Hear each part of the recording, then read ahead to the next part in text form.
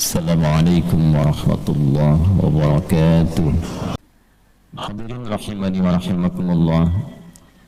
Alhamdulillah, kita awali majlis ilmu kita di subuh ini, Ahad 26 Syawal 1445 Hijrah, dengan bersyukur pada Allah Subhanahu wa taala kita masih diberikan kesempatan oleh Allah Subhanahu wa taala untuk berkehidupan. Di antara sekian orang hidup, kita mendapatkan kenikmatan berislam. Di antara sekian orang berislam, kita diberikan kenikmatan untuk beriman.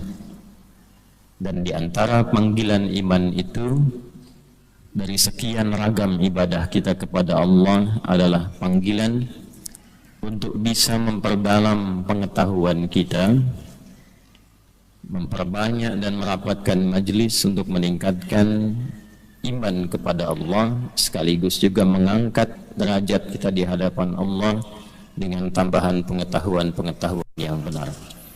Allah Subhanahu wa taala berfirman di dalam surah Al-Mujadalah ayat ke-11 itu, Ya ayyuhalladzina amanu idza qila lakum tafassahu fil majalisi fafsahu yafsahillahu lakum. Hai orang-orang yang beriman. Nah, ini yang dipanggil imannya. Hai orang-orang yang telah menyatakan diri beriman pada Allah Subhanahu wa taala. Jika diinfokan pada kalian, mendapatkan informasi, di-share atau mintakan pada kita untuk melapangkan majelis, meluaskan. Tafsirnya bisa dua. Bisa setelah datang, padat, berikan kesempatan untuk orang mendapatkan bagiannya duduk dan nyaman. Di tempat ia mendapati, di situ dia kemudian berhenti. Atau yang kedua, di kekinian. Mungkin majelisnya kan nggak semua orang datang secara offline. Ada yang online. Di-share supaya ilmu itu bisa meluas dan lapang orang menikmatinya. Tujuannya apa? Nanti penutupnya, yarfa'illahu alladhina amanu minkum walladhina utul ilma darajat. Maka Allah berkenan bagi penuntut ilmu yang belajar dengan imannya. Jadi niatkan belajar itu menggunakan apa? Iman. Nah, puncak iman itu mengerjakan segala hal karena Allah. Karena itu pembuka iman di Al-Quran itu disandingkan dengan sifat Allah yang gaib. Alladzina yu'minuna bil ghaib wa yuqimunas shalah. Jadi puncak iman itu ketika semua apa yang kita kerjakan lillah. Karena kualitasnya disebut dengan ihsan. Hadis Muslim nomor hadis yang ke-8, an ta'budallaha ka'annaka fa illam takun tarahu fa innahu yarak. Engkau menjadikan kegiatanmu sebagai ibadah karena Allah dan merasa diawasi oleh Allah sekalipun kau tak mampu menatapnya. Itulah puncaknya. Nah, bersyukur kita pada Allah, alhamdulillah kita masih diberikan kekuatan untuk beriman dan menunaikan ibadah salat subuh berjamaah. Semoga salat kita diterima oleh Allah Subhanahu wa taala. Ini saya baru kembali dari Wonogiri. Jadi subuh kemarin di Wonogiri, kemudian dari Solo sebetulnya ke Wonogiri, dari Wonogiri langsung ke Semarang. Dari Semarang mau ada pertemuan, tapi karena mengejar jadwal ke sini tidak terkejar, langsung berangkat pakai darat. Nah, jadi tiba mampir, ini saya belum ke rumah ini. Mampir di kantor, langsung kemudian ganti pakaian, kemudian ke sini. Nah, yang ingin saya ceritakan bukan itu. Yang ingin saya ceritakan, di sela perjalanan itu ya kita mendapati informasi yang sebetulnya saya sudah tahu juga. Ya Ustadz, ini ada ramai-ramai tentang musik nih. Kemudian ini ada begini begitu, ada juga yang mencela, ada juga yang merendahkan, ada juga macam-macam. Saya pikir yang pertama, ini yang penting saya tegaskan pada kita semua. Kita itu mengaji bukan untuk keramaian. Sekali lagi, kita mengaji bukan untuk apa? Keramaian.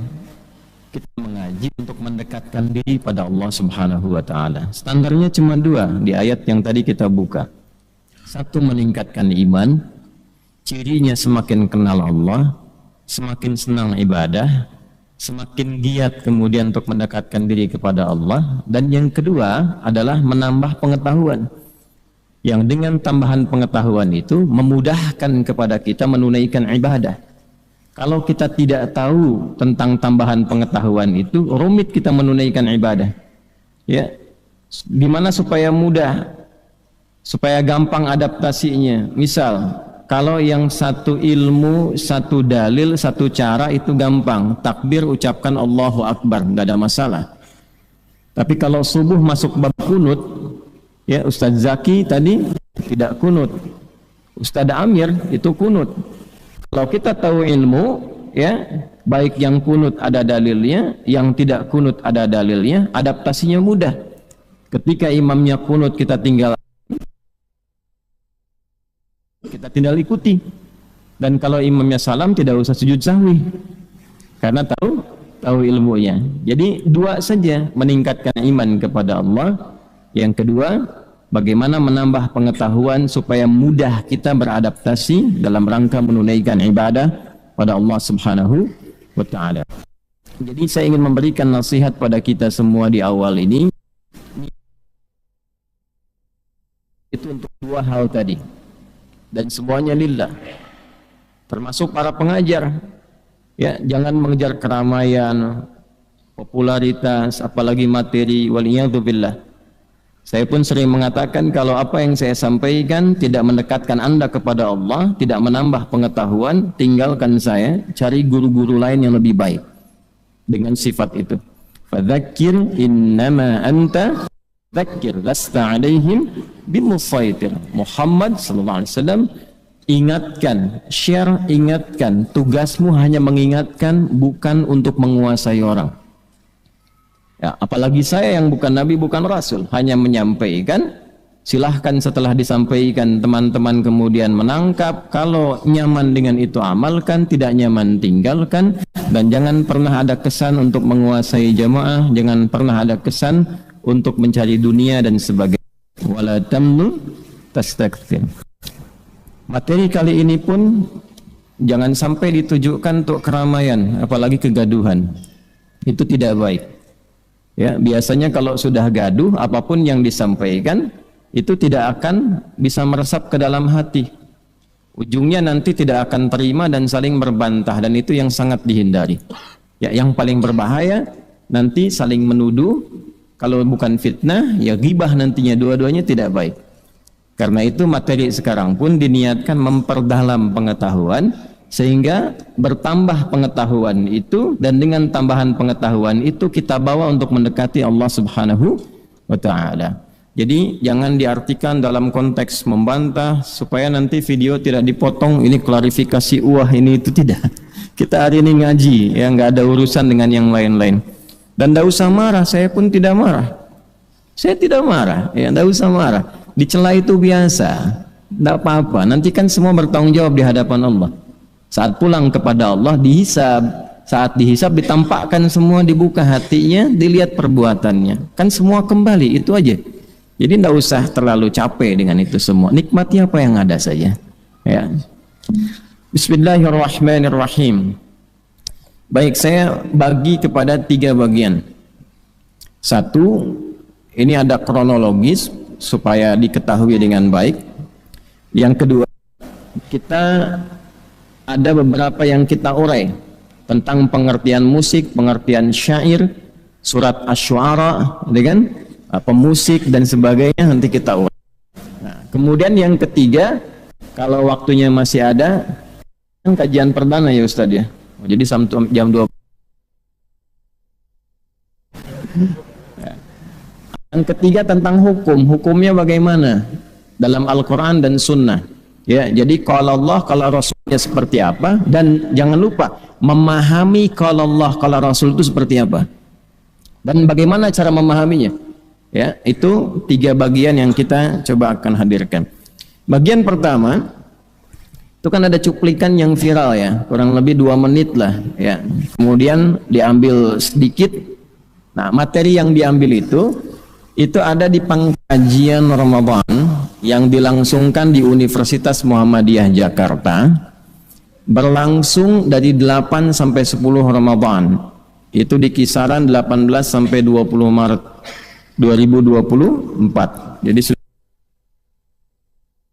isi materi sesi 4. Bukan hanya saya, ada juga saudari Ustazah Oki Siana Dewi itu ya, karena itu talk show sifatnya. Dan ini yang penting, jamaah yang datang itu bukan kalangan awam, bukan yang tidak tahu ilmu, tapi utusan dari setiap provinsi se-Indonesia. Di situ ada majelis tarjih yang bagian konstruksi hukum fikih, ada beberapa profesor, ada mubalik, ada macam-macam dan sebagainya. Karena sifatnya pengkajian, bukan pengajian. Beda. Kalau pengajian, ngaji, kita belajar ya dan seterusnya. Kalau pengkajian itu analisis, menganalisis, meneliti dan melahirkan satu kesimpulan. Baik, secara singkat dan padat saja karena kita bagi dengan cepat. Yang diambil di cuplik itu diantaranya ada satu pertanyaan tentang hukum musik. Sebetulnya ada satu pernyataan, ada satu pertanyaan. Pernyataannya dari moderator yang menyamakan Quran dengan musik, dan saya bantah tegas itu dengan dalil dan seterusnya. Yang kedua, yang ini yang penting, pertanyaan tentang musik, tentang hukum musik. Ya, nanti teman-teman bisa lihat tuh, klik aja di YouTube tuh gampang, pengkajian Ramadan UMJ ya, nanti keluar tuh. Itu ada kurang lebih 2 jam di situ. Kemudian saya jawab dengan menyampaikan 2 hal. Pertama, ini standar kami. Saya menyampaikan sikap sebelum menyampaikan hukum. Sikap saya terhadap musik karena saya ini senang Quran, cinta Quran, dan berharap menjadi bagian dari ahli Quran. Maka posisi saya menjauhi musik karena saya tidak suka musik. Gelombang musik itu nggak sama dengan gelombang Quran. Itu poin saya. Itu sikap yang pertama saya sampaikan. Adapun terkait hukum, mesti jujur. Disampaikanlah bagaimana pandangan ulama tentang hukum itu. Walaupun kita punya sikap berbeda, hukum harus disampaikan.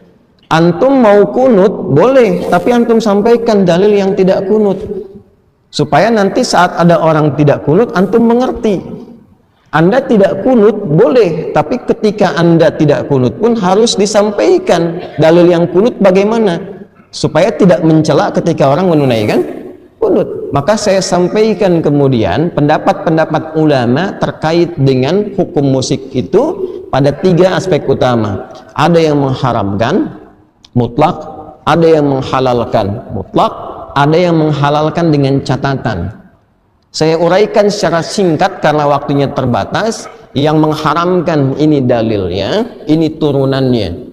Yang membolehkan seperti ini, yang mutlak itu langsung saya tolak, ini abaikan saja.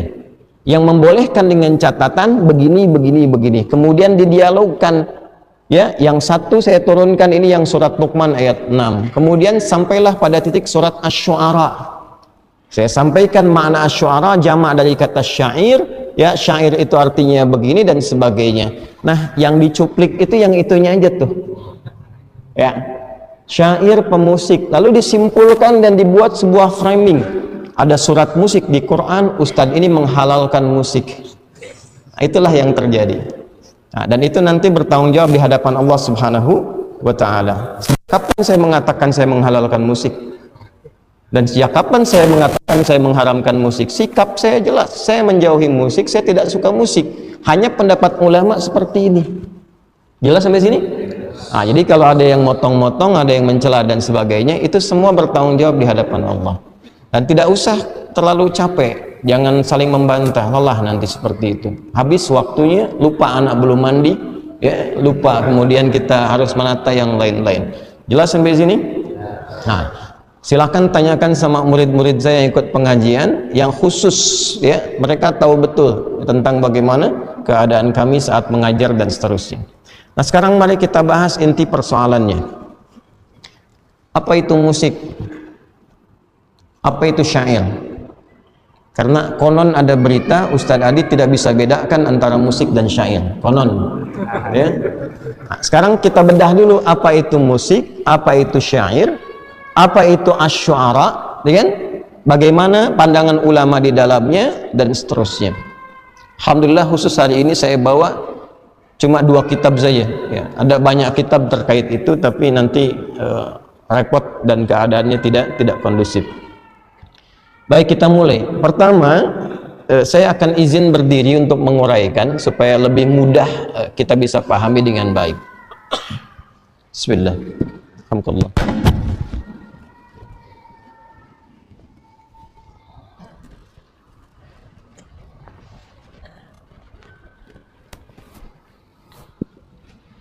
Bismillah. Bisa terdengar jelas ya? Ibu-ibu di belakang kedengaran nggak? Tidak, tapi bisa jawab. Tidak kedengaran tapi bisa jawab ya. Masya Allah. Yuk, tapi ini kelihatan. Masya Allah. Belum saya tulis sudah kelihatan. Tidak kedengaran bisa jawab, belum ditulis sudah kelihatan. Bid'ah itu. Canda ya. Ini saya tulis musik di sini saja. Ini saya tulis syair. Nah, ya. Ini pakai bahasa Indonesia dulu untuk memudahkan. Kemudian yang bahasa Arabnya sini musiqa ini. Yang ini pakai alif lam asy-syair. Kalau syair nanti orang nih. Coba lihat pelan-pelan sini ya, supaya bisa mudah dipahami. Nanti saya turunkan referensinya, teman-teman bisa akses ya. Nah, kalau bisa handphonenya turun aja, kan ini juga sudah ada di sini dan sudah direkam ya.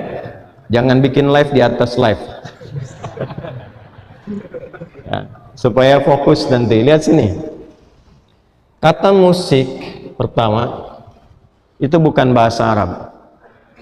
Saya ulangi, kata musik bukan bahasa Arab. Jelas? Kata musik itu dari bahasa Yunani asalnya. Yunani. Ya. Dari kata musika, musika. Ya. Kata musika ini dalam mitos Yunani diambil dari kata muse. Artinya dewi seni. Dewi seni. Jadi Zeus itu punya dikisahkan dalam mitologi. Mitologi itu mitos, ya, bukan yang di online. Zeus online bukan ya. Zeus dalam mitologi Yunani itu punya 9 putri. 9 putri itu disebut dengan Muses namanya. Jamak dari kata Muse, Muses. Ya. Perhatikan baik-baik. Nah, 9 putri ini terkait dengan seni dan musik, karena itu disebut dengan muse. Misal ada yang namanya Cleo, kan? Itu dewi musik terkait dengan puisi. Nanti ada yang terkait dengan nyanyian, terkait dengan tarian dan sebagainya. Itu 9, ya. Kalau teman-teman mau akses, silahkan nanti cari referensinya tentang ini. Mungkin karena sekarang ini manusianya adalah manusia yang mengandalkan pada Google, ya, googling saja, ya, googling saja, nanti arti musik misalnya, nanti keluar tuh. Bahkan kalau Anda misalnya buka Wikipedia pun ada musik, itu keluar tentang pernyataan ini. Singkatnya adalah musik ini bukan dari bahasa Arab. Karena itu di era Nabi Sallallahu Alaihi Wasallam, bahkan sebelum era Nabi, di masa jahiliyah sebelum Nabi lahir, kata ini tidak dikenal. Sekali lagi, kata ini tidak dikenal karena ini bukan bahasa Arab asli. Kita tuh kenal kata musik baru kekinian aja di abad-abad ketika Yunani itu banyak diterjemahkan, baik filsafatnya dan seterusnya, terutama nanti ketika berdiri perpustakaan besar Baitul Hikam. Ya, Abu Ja'far Al-Mansur nanti ya diantaranya itu membuat satu gerakan, banyak penerjemahan, maka dihimpun karya-karya Yunani. Dari situ kemudian muncul istilah-istilah datang, dan mu'arabah atau musta'arabah, diarabkan, viral di Arab. Jadi ke era Nabi, ke era sebelum Nabi, ini nggak dikenal. Baru kekinian kemudian didapatkan, di abad-abad jauh setelah itu, baru muncul kata ini. Jelas di sini? Nah sekarang padanannya apa dalam bahasa Arab? Kalau ini tidak ada, padanannya apa? Bagaimana tahu hukum musik kalau katanya aja nggak ada? Silahkan cari kata musik dengan kata musik kok begini di Al-Quran, satu kata aja, cari. Kalau Anda dapat, saya kasih hadiah haji setiap tahun. Karena tahu saya tidak akan ada. Silahkan cari sampai kiamat kurang 2 menit. Ya, kurang 2 menit lah, 2 hari kan udah banyak tuh. Ya. Tidak akan ditemukan karena memang tidak ada kata ini dalam bahasa Arab di era itu, tidak ada, tidak ditemukan. Cari dalam hadis, nggak akan ketemu, tidak akan ditemukan. Lalu apa padanan yang terkait dengan makna ini? Sehingga nanti dibawa ke dalam konstruksi hukum musik apa?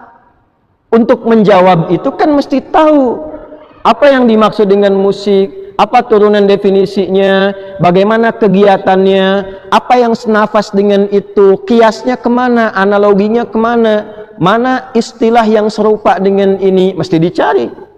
Kalau tidak ada, nggak mungkin kita simpulkan hukum. Cara berpikirnya kan begitu. Ya, maka dicarilah kemudian oleh para ulama, ditemukanlah istilah yang senafas dengan ini, setidaknya punya 4-5 nama. Sejak zaman jahiliyah sebelum Nabi lahir sudah ada 5 nama ini, sampai kemudian di era Nabi mendapatkan komentar, pandangan baik langsung dari Nabi apapun terlebih dari Allah Subhanahu wa ta'ala dengan turunnya ayat-ayat dan surah khusus. 4-5 nama ini saya sebutkan satu-satu. Yang pertama al-hida, atau kadang disebut huda, gini. Bisa pakai dhammah, bisa pakai kasrah. Nanti saya sebutkan sejarahnya, saya sebutkan kitabnya, saya sebutkan turunannya. 2 al-ghina. Ghina. 3 ini puncaknya. Asy-syi'r.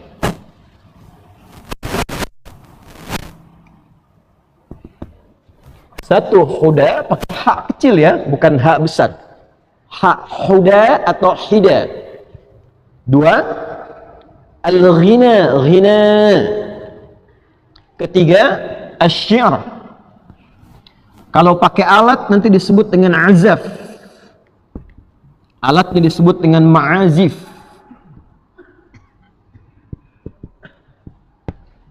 Kemudian ini yang keempat, 1, 2, 3, 4. Yang kelima kadang disebut dengan as-sama'. Ini agak jarang, tapi sering kadang-kali dimunculkan dalam beberapa kitab fikih. Al-huda atau hida 1, al-ghina 2, asy-syi'r ini puncaknya 3. Yang keempat kalau pakai alat azaf, alatnya disebut ma'azif. Dan yang kelima as-sama'. Jelas sampai sini? Jelas. Jadi kata ini tidak ada, kata musik ini. Yang ada tuh 5 ini. Dari mana asalnya 5 ini muncul? 1 al-huda atau al-hida. Yuk kita pakai kitab dulu ya, supaya tidak dipahami bahwa ini cuma cerita atau dikarang-karang. Di antara kitab yang paling populer tentang hida atau huda, rujukan para ulama sampai sekarang ya, termasuk juga para ahli-ahli sejarah dan syair. Itu nama kitabnya Mirwajudz Dzahab, karya Al-Mas'udi, Ali Al-Mas'udi. Mirwajudz Dzahab. Ya. Karya Al-Mas'udi. Kurang lebih 1850-an halaman. Saya ada kitabnya. Ya, dibagi pada 3-4 jilid. Yuk kita mulai ya. Hida atau huda asalnya bermula dari datuk atau kakek buyut Nabi sallallahu alaihi wasallam yang bernama Mudhar. Siapa namanya? Mudhar. Jadi kalau kita tarik ke atas, Muhammad sallallahu alaihi wasallam bin Abdullah bin Abdul Muttalib bin Hashim bin Abdul Manaf bin Qusay bin Murrah bin Kilab. Ada yang menyebut bin Kilab dulu baru kemudian Murrah, ya. Bin Murrah bin Kilab. Muhammad SAW diulangi, bin Abdullah bin Abdul Muttalib bin Hashim bin Abdul Manaf bin Qusay bin Murrah bin Kilab bin Ka'ab bin Ghalib bin Hir bin Malik bin Nadar bin Kinana bin Khuzaimah bin Mudrikah bin Ilyas bin Nizar bin Mudhar. Ke-18. Coba ulangi. Ya. Jadi ini datuk kakek Nabi yang ke atas ke-18. Jadi kalau diurut ke ayah berarti kurangi 1, ke-17 berarti. Nah, Mudhar ini keterangan ahli sejarah yang mencatat, ya, dan tersambung sampai ke atas. Nanti mereka punya rekam yang diceritakan dari masa ke masa. Lalu nanti pada era tulisan dituliskan. Mudhar ini di antara tokoh sosok yang terkenal suaranya sangat bagus dan indah. Satu kali beliau naik atas untanya, lalu jatuh dari unta itu, tangannya cedera, patah. Ya. Saat itulah beliau minta tolong pada orang sekitarannya yang sedang berada di dekat-dekatnya, dan dengan unta mereka minta tolongnya begini, wa yadah, katanya kan, wa itu digunakan untuk meminta tolong. Ada huruf panggilan nida itu 14 dalam bahasa Arab, ada 14 jenis. Ya, ada a, ada ya, ada aya, dan diantaranya ada wa. Wa itu khusus untuk minta tolong. Wa yadah, gitu kan? Ya, tolong tanganku patah, tolong tanganku patah. Menariknya, karena suaranya bagus, orang tidak fokus dengan cederanya, tapi fokus dengan suaranya. Yang saking bagusnya, jangankan orangnya, unta-unta sekitaran pada datang berkumpul. Wa yadah, katanya kan, tolong tanganku, gitu kan? Ada iramanya, maka datanglah orang-orang ke situ, fokus kepada suaranya. Nih suara enak banget, katanya. Jadi bukan fokus kepada cederanya. Maka dari situlah viral katanya itu wa yadah, ditirulah itu dengan senandung tertentu, awalnya dikhususkan untuk mengarahkan unta. Ya, karena ketika unta dengar itu makin semangat, makin cepat, makin jalan dan seterusnya. Maka dimodifikasi oleh sebagian orang, ketemulah kemudian irama-irama iqa dalam bahasa Arab itu. Sampai muncul formulanya. Dari situ formula ini digunakan untuk mengarahkan hewan. Senandung nyanyian yang diarahkan untuk bisa mengarahkan hewan itu dalam bahasa Arab disebut dengan hidaun atau hudaun. Ini asalnya. Ini versi 1 ini itu untuk mengarahkan hewan. Dari situ menyebar ke masyarakat luas, kan cepat viral dulu walaupun belum ada Google dan seterusnya. Menyebar cukup banyak, lalu banyak modifikasi. Ya, jadi bentuk formulasi, jadi notasi-notasi yang kalau sekarang disebutnya dengan notasi lah, ya, notasi irama. Nah, mereka bentuk jadi nyanyian umum yang tadinya untuk hewan dibikinlah jadi umum. Bisa untuk orang, bisa untuk menggambarkan ilustrasi sekitaran dan sebagainya. Maka ketika bentuknya dirubah dari untuk hewan saja menjadi senandung umum, itu disebut dengan ghina. Apa namanya? Ghina. Ini yang kita sebut dengan lagu nyanyian sekarang. Terjemahkan dengan lagu nyanyian. Ghinaun. Jelas? Oke, 2. Dari situ, dari senandung itu, kemudian lebih spesifik. Sampai itu ada orang yang khusus untuk bisa memeriksa ini polanya benar atau tidak. Untuk menunjukkan bahwa ini yang marak di masyarakat kami ini, sastranya seperti ini.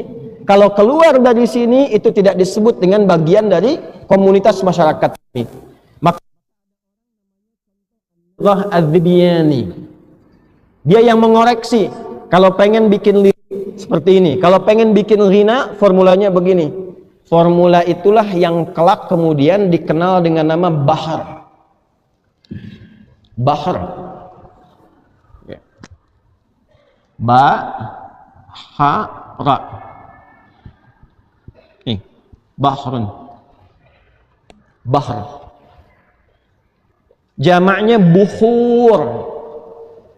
Pakai ha, ba, ha, waw, ra. Bukhurun. Saya pelankan. Ada 16 jenis bahar pada waktu itu. Ada berapa? 16 formula, 16 jenis, ya. Sittata asyar bahran. Contoh. Satu, ada yang namanya bahar tawil. Formulanya. Tawil. Ya, disebut tawil karena formulasinya panjang.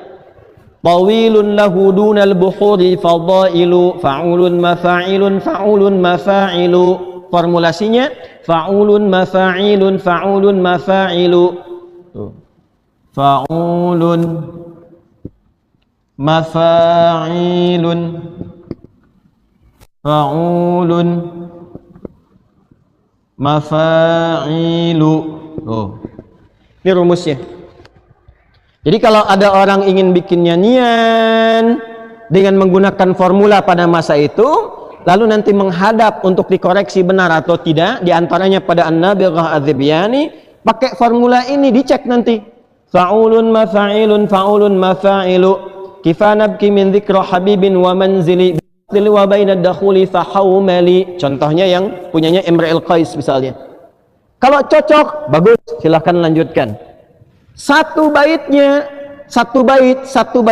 dibikin, 2 bait dibikin, 3 bait dibikin. Kalau formulasi ini menggambarkan tentang 1, rasa, 2, pikiran, 3, informasi yang ada di sekitaran. Saya ingin mengungkapkan lagu dengan rasa yang saya sedang rasakan. Saya ingin menggambarkan ilustrasi situasi sekarang. Lihat Masjid Al-Azhar, langsung bikin lagu, langsung bikin lirik. Musik lagu yang ditampilkan untuk menggambarkan rasa, pikiran, dan ide, itu bahasa Arabnya disebut dengan syair. Ini. Jelas? Awas, hati-hati. Orangnya disebut syair. Syair. Jadi kalau teman-teman klik syair, ya, klik aja syair misalnya, kemudian musik, syair, musik begini. Maka definisi musik syair itu sekarang definisinya musiqa dzatu afkarin. Musik yang mengandung pikiran, mengandung ide, mengandung irama, mengandung rasa. Jadi tidak mungkin disebut syair kalau tidak ada musiknya. Jelas? Syarat musik itu masuk ke dalam syair, syarat disebut syair itu 5. 5 syaratnya. 1, afkar, ide. Ada pikirannya, ada renungannya, ada rasanya. 2, uslub, gaya bahasanya yang betul. Ini timbangannya. 3, fasohah, mesti fasih, nggak boleh ae, harus runtut. Kemudian yang selanjutnya khayal. 4, ada imajinasi. Sehingga ketika ada daya imajinasi, nggak langsung pada tujuan, itu lebih indah. Dan yang kelima, syarat yang kelimanya musik ini. Yang kalau dalam bahasa dulu disebut dengan iqa', namanya iqa', ada irama-irama nada. Jadi tidak mungkin disebut dengan syair kalau tidak mengetahui irama, tidak mengetahui notasi yang dalam bahasa sekarang disebut dengan musik. Ya, jadi kalau teman-teman ini belajar sastra Arab, Al-Adabul Arabi, ilmu ini nanti dibahas di 2 cabang ilmu. 2 cabang ilmu ini, 1 untuk membahas notasinya disebut dengan ilmu arud namanya. Arud. Tuh. Ini ilmu keempat tertinggi dalam bahasa Arab. 1 nahwu, 2 saraf, ketiga balaghah, ada 3 turunan, ma'ani, bayan, dan badi', dan yang keempat ilmu arud. Ilmu arud itu ilmu khusus untuk mengetahui dan membuat syair dengan notasi-notasi musiknya. Contoh, kita nggak pakai tawil, kita pakai rojas. Yang tadi diambil dari wayadah, wayadah, wayadah, keluarlah rumus mustaf'ilun, mustaf'ilun, mustaf'ilun, mustaf'ilun, mustaf'ilun, mustaf'ilun. Keluar dari sini baru dibikin liriknya yang sesuai dengan irama ini.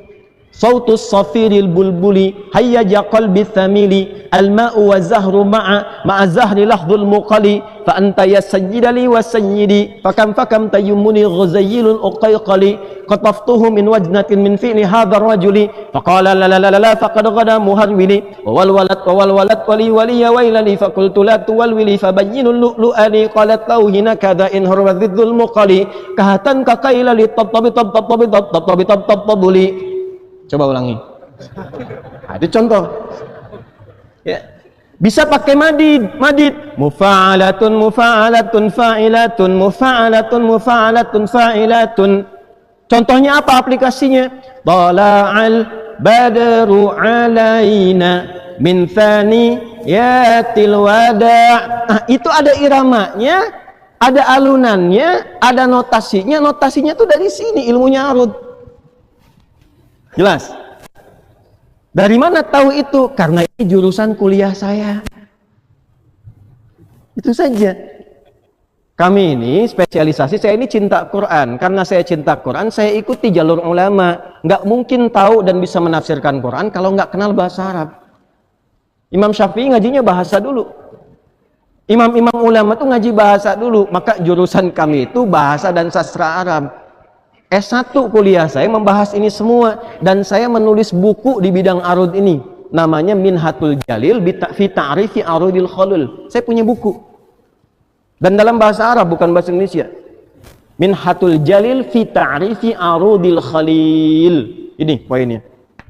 Jelas? Oke, teruskan.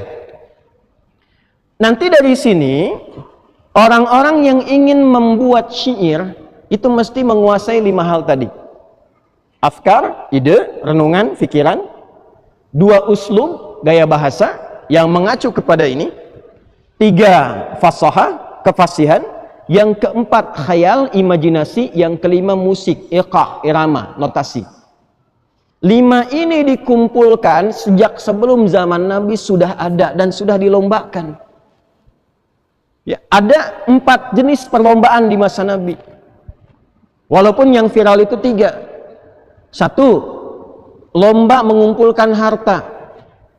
Jadi mereka keluar berniaga, nanti di akhir pekan kumpul. Akhir pekannya tuh yang kita sebut Jumat sekarang, namanya Yaumul Arubah.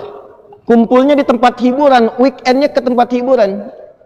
Apa yang dilakukan di sana? Foya-foya, kemudian bertanding. Yang ditandingkan itu 1, bertanding harta.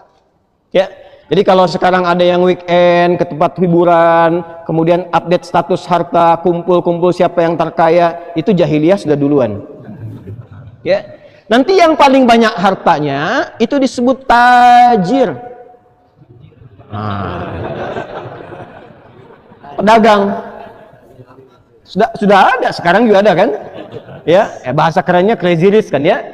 Ya, ada yang crazy rich, ada yang crazy tanpa rich gitu ya. Nah itu tajir itu asalnya pedagang, karena dagang kaya. Makanya kalau mau kaya orang jahiliyah itu dagang, bukan nipu, bukan korupsi. Sejahiliyah-jahiliyahnya jahiliyah, ya tidak korupsi, dagang, gitu ya, dagang. Nah yang paling kaya disebut nanti tajir, jamaknya tujar. Yang kedua dukun, dukun sudah banyak, ya. Nanti pasangannya ketemunya dengan penyihir. Dukun, kahin, penyihir, sahir. Itu lomba bikin mantra. Siapa yang mantranya paling manjur, itu nanti akan diangkat sebagai ketua dukun. Jadi paguyuban dukun sudah ada zaman jahiliyah. Dan ketuanya banyak, betul. Makanya Nabi ketika nanti beliau diutus, dan oleh Allah diwahyukan Al-Quran, dituduh ini kreasi dukun, maka dibantah oleh Quran, wa ma huwa biqauli kahin. Bukan, ini bukan produk sihir. Jelas? Yang ketiga, syair. Syair, ahli syair, ahli musik tingkat tinggi. Kenapa disebut tingkat tinggi? Karena yang ini buat hewan saja. Ini masih umum, yang ini istimewa. Nggak semua orang, nggak sembarangan bisa menguasai ini. Jadi kalau sudah levelnya syair, itu musisi khusus. Dan itu dilombakan. Dilombakan. Dibikin syair ini, kalau sampai 7 bait disebut qasidah namanya. Ya, satu baitnya itu ada 2 baris. Baris pertama disebut sodrun, baris kedua disebut ajazun. Sodrun, ajazun. Kalau sudah ada 7 disebut qasidah. Di qasidah itu tidak harus pakai rebana. Ya dana, bangun masjid pakai dana. Nggak harus pakai rebana. Ya, ke Depok Cibubur gitu kan. Dapat uang segepok ke Cibubur gitu ya. Jadi nggak harus pakai rebana. Qasidah itu bila ada bait syair sampai ke 7 jumlahnya disebut qasidah. Kumpulan-kumpulan qasidah disebut dengan diwan namanya. Jadi dari mulai syair pakai bahasa Arab aja biar nggak salah paham. Nanti dari sini muncul qasidah kalau 7. Dari qasidah muncul diwan kalau dikumpulkan. Jelas? Ini dilombakannya di mana? Di pusat hiburan namanya aswaq, suq uqad, suq dumatul jandal, dan nanti yang paling bergengsi, paling elit perlombaannya di atas Jabal Qubais. Di dekat Ka'bah, yang sekarang ada istana raja itu, Jabal Qubais. Ya, ada Gunung Abi Qubais, itu ada istana sekarang. Itu adalah tempat prestisius yang menentukan siapa berkuasa. Makanya kalau teman-teman lihat ada istana di atasnya, ini menunjukkan ini yang sedang berkuasa itu pemerintahan ini. Nah dulu yang punya kuasa itu 3 golongan itu. Yang paling kaya, kemudian ada dukun dan tukang sihir, ya satu lagi ada musisi penyair di sini. Syair. Dilombakan, yang keempat nanti yang kedudukan, ya dan seterusnya. Dilombakan, perlombaan ini akan menyeleksi 7 terbaik. 7 terbaik. 7 terbaik ini kalau sudah didapatkan, itu nanti karya mereka 7-7-nya akan ditempel di dinding Ka'bah, dituliskan. Itulah asal mula sejarah nanti kain kiswah yang diganti dengan Al-Quran saat Islam hadir di tanah Hijaz. Asalnya itu bukan ayat Quran, asalnya bukan Asmaul Husna, asalnya itu tulisannya syair semua. Lirik-lirik, lagu-lagu dan sebagainya. 7 disebut mu'allaqatus sab'ah. Nanti dipilih pemimpinnya, siapa yang paling hebat disebut dengan ini syair, orangnya syair, jamak dari kata syair karena jamak itu lebih dari 2. Ya, kalau 2 disebut musanna. Ada yang mengatakan lebih dari 1. 1 mufrad single, 2 musanna, kan? Yang ketiganya jamak. Karena ini dipilih 7, maka dijamakkan syair menjadi syu'ara. Jamak dari kata syair, syu'ara. Paham? Masuk sampai sini? Masuk. Ini maaf kalau saya terasa lebih kencang, karena suara yang di sini dengan ini agak berbeda. Ya, maksud saya supaya kedengaran ke belakang. Kalau yang teman-teman online terdengar, itu supaya terdengar yang offline ke belakang. Ya. Jadi bukan karena semangat membara, bukan. Ya. Jamak syair itu syu'ara. Adalah 7 kemudian dikumpulkan. Ditempelkan di dinding Ka'bah, ditulis dengan tinta emas. Main-main, ditulisnya pakai tinta emas. Ditempelkan di dinding Ka'bah, ditempelkan 7 terbaik namanya al-mu'allaqat as-sab'ah. Kalau belajar sastra Arab pasti paham nih. Al-mu'allaqat as-sab'ah.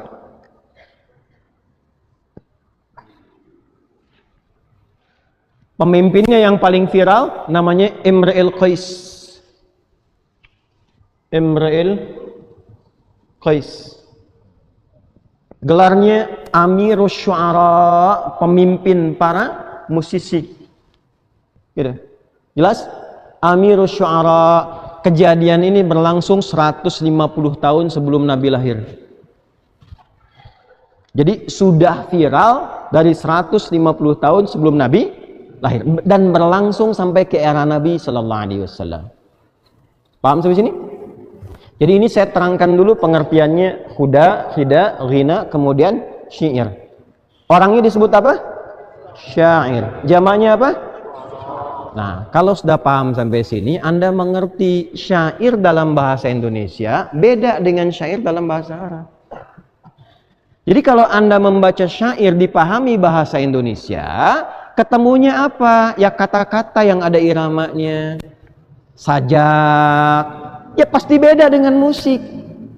Karena pengertian syair dalam bahasa Arab bukan dalam pengertian bahasa Indonesia. Tidak disebut syair, bukan disebut penyair kalau tidak menguasai musik. Ya, kalau sudah syair itu sudah musisi, sudah tahu lagu, tahu notasi, tahu lirik, itu baru disebut syair. Jadi bukan dalam pengertian bahasa Indonesia. Mungkin antum bacanya syair itu dalam yang terbayang di pengertian di kepalanya bahasa Indonesia. Ya, jadi disitulah disimpulkan beda syair dengan musik. Ya kalau bahasa Indonesia emang beda. Pasti beda. Ya, musik dalam bahasa Indonesia, musik dalam bahasa Indonesia sekali lagi dengan syair dalam bahasa Indonesia itu kalau kemudian dipertemukan tidak akan ketemu karena tidak sama. Ya, yang syair ini hanya kata-kata, Anda bikin sajak, bikin puisi, disebut syair, ada penyair. W.S. Rendra misalnya, ya, Pak Taufik Ismail misalnya itu penyair. Dalam bahasa Indonesia itu belum tentu jadi musisi. Tapi dalam bahasa Arab disebut syair itu sudah pasti musisi. Sudah pasti itu. Nah, artinya bukan saya yang tidak paham. Mungkin yang sana ya menjawabnya begini, yang di sana melihatnya berbeda gitu aja. Itu aja. Ya, kan tidak boleh kita menjelekkan orang. Ya, menyudutkan orang, menjatuhkan orang itu tidak boleh. Kita itu umat Nabi yang dilatih berprasangka baik. Karena di sana melihatnya dalam persepsi bahasa Indonesia, maka tidak ketemu. Jadi kalau ada yang mengatakan dari dulu orang Arab sampai sekarang misalnya, ya kata syair itu jelas maknanya, ya jelas tidak ada kaitan dengan musik. Ini menandakan mungkin cara pandangnya berbeda, informasinya belum masuk. Belum masuk, nanti saya buka di akhir. Ya, saya buka pelan-pelan di akhir. Tapi di sini, maaf Bapak Ibu sekalian, saya juga belajar bahasa Indonesia. Dan saya punya koleksi KBBI, Kamus Besar Bahasa Indonesia di rumah. Ya, kita belajar sinekdok, pas prototo, totem proparte sampai ke sini, pengertiannya ada. Apa yang disebut dengan syair itu nggak akan sama. Jadi kalau ada yang menyebutkan ini nggak bisa bedakan antara syair dengan musik, ya lalu berkomentar A, B, C dan seterusnya, ini menunjukkan boleh jadi syair yang dia pahami syair dalam bahasa Indonesia. Jelas? Bukan dalam pengertian bahasa Arab. Ya, saya nanti ungkap belakangan saja supaya tidak mengganggu jalannya ta'lim kita. Kalau ini sudah pakai alat, liriknya, notasinya, iramanya diiringi dengan alat, itu berubah menjadi azaf namanya. Ini ilmu nih. Alatnya disebut ma'azif. Ma'azif dari tunggalnya mi'zafah, jamaknya ma'azif. Kenapa dijamakkan ma'azif? Karena ada 3 jenis alat yang digunakan mengiringi lirik, mengiringi lagu dan notasi. Apa 3 ini? 1, yang menggunakan tiupan, nai, seperti seruling, nai. Ya. Bapak nai, bapak seruling. Ya. Ada yang menggunakan petikan, 2, dipetik. Itu ud namanya. Bukan ud yang minyak wangi. Yang petikan. Pernah lihat yang petikan klasik dari Arab yang senarnya cuma 3 atau 2 itu? Nah, itulah ud. Ya. Kemudian dikembangkan menjadi autar atau diserap ke dalam bahasa kita gitar, dari bahasa Inggris gitar. Ya, jelas? Ini yang petikan. Lalu selanjutnya ada yang ditabuh, dipukul. Nah, ini yang viral, yang banyak digunakan. Ya, kalau yang ini biasanya tidak banyak, ya, didapatkan dari wilayah-wilayah Persia dan seterusnya. Kalau di lingkup Arab yang masa jahiliyah sampai ke era Nabi, yang paling banyak itu ini yang ketiga. Walaupun ini ada, ini dikomentari, yang ketiga itu lebih banyak. Yang dipukul, ditabuh. Namanya duf atau dufuf. Ya. Jamaknya dufuf. Dufuf inilah yang disebut rebana. Dufuf ini yang disebut rebana. Jadi rebana itu bukan qasidah. Kalau qasidah itu lagunya, liriknya, iramanya, notasinya itu qasidah. Gabungan dari 7 bait, ya, 7 bait syair. Kalau alatnya disebut dengan dufuf. Kalau kendang, sekarang kan ada rampak kendang macam-macam dan sebagainya, itu zaman dulu sudah ada, namanya tobel, toblun, lam. Ya, paham? Jadi alat-alat ini disebut apa namanya? Ma'azif. Jelas? Kalau orang bernyanyi, berlagu, berdendang, menggunakan alat-alat ini, walaupun yang dilagukan itu lirik-lirik syair, dia tidak disebut syair, disebutnya azif. Nih, jelas apa disebutnya? Azif. Kalau diperdengarkan, orang mendengar konser lah kalau istilah sekarang, dikonserkan, diperdengarkan, diundang, kemudian dibayar dan sebagainya, maka ketika diperdengarkan itu disebut dengan sama namanya. Nih. Sama. Jelas? Nih, 1 2 3 4 5. Ini asalnya. Paham sampai sini? Nah, inilah yang kelak kemudian hari, Bapak Ibu sekalian, dalam definisi orang sekarang nggak kenal ghina itu apa. Taunya ghani, kaya. Pagoni, orang kaya. Tapi tagoni, nyanyian. Benar kan? Tuh, orang nggak kenal dengan hida. Orang nggak kenal dengan azaf, nggak kenal. Taunya apa? Musik. Nah, kadang-kadang bahasa Arab diserap ke dalam bahasa Indonesia, itu tidak harus selalu sama maknanya. Ya, bisa jadi bisa berubah, bisa berbeda. Ya, misal kita ambil beberapa banyak bahasa yang ditarik ke dalam bahasa Indonesia. Bahkan ke bahasa daerah. Bahkan ke dalam bahasa daerah. Majlis apa namanya? Hah? Majlis itu forum. Ya. Coba Majelis Umum MPR diartikan sidang tuh. Sidang majelis. Majelis itu asalnya tempat duduk. Gitu. Dari kata jalasa, tempatnya majelis, tempat untuk duduk. Ya. Tidak harus tempat untuk bersidang. Majelis Jumat yang mulia gitu kan. Ya, majelis itu dalam bahasa Indonesia tidak sama dengan bahasa Arab. Kalau majelis Jumat, forum Jumatan, padahal asal kata majelis itu tempat duduk.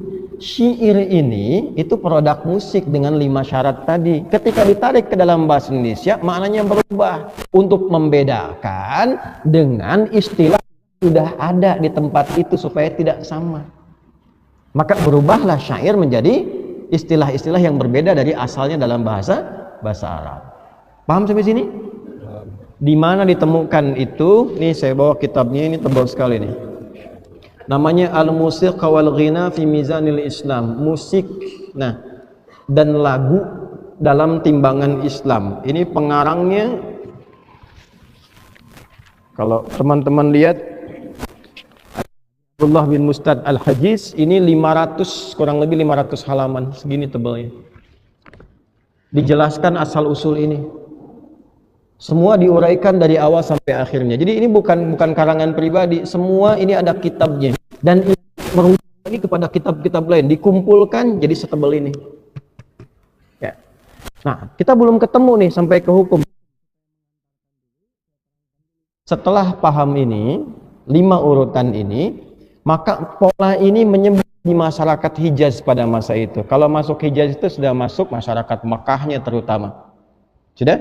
Nanti ada Mekah, ada Madinah dan seterusnya. Nah, di masyarakat Mekah pada khususnya wilayah itu mereka sudah punya 6 sampai 7 kebiasaan sebelum ini datang. Ya, sudah punya 6 sampai 7 kebiasaan. Dan kebiasaan ini kebiasaan buruk. Makanya dikenal dengan jahlun, orangnya jahilun, digabungkan jahiliyah. 1, mabuk. Ya. 1 apa? Mabuk. Paling prematur di zaman itu mabuknya 5 kali sehari. Pemula itu, Pak. Pemula 5 kali sehari. Ya. Mabuk lagi, nah itu mabuk lagi terus, mabuk lagi sampai 5 kali. Itu pemula. Ya. 2, pezina. Ya, jadi ada orang yang bahkan kalau sehari nggak zina pusing. Zina itu, ya, khatam zina. Lebih dahsyat.